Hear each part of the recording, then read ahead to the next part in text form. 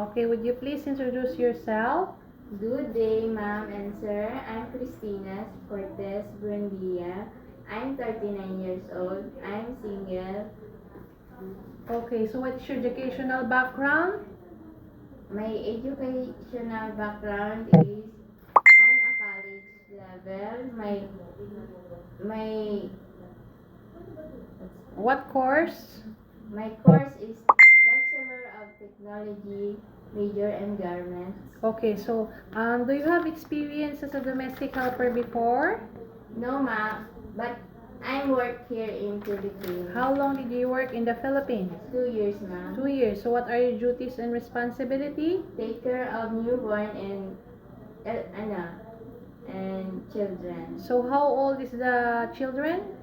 0 and 6 years old and 9 years old to 12 years old. Okay, so how many members of the family? 4. Or only one helper? Yes, ma'am. Okay, what do you want to take care? Newborn or children? Children, ma'am. Children. If your holiday is not on Sunday, do you agree? Yes, ma'am. Okay, are you willing to share room with babies, children, and elderly? Yes, ma'am. Are you willing to work with another helper? Yes, ma'am. Are you willing to take care of dog or cat? Yes, Are you ma'am. willing to take care of disabled? Yes, ma'am. Do you drink alcohol or smoke regularly?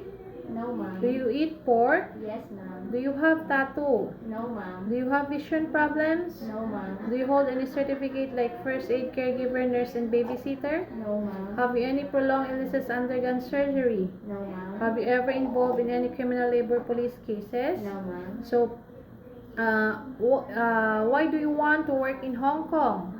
Because Hong Kong is a high salary and because I want my children go to college to earn money also and to Okay, so who will take care of your children if ever you will go in Hong Kong? my live-in partner or my parents. Okay, thank you. Thank you.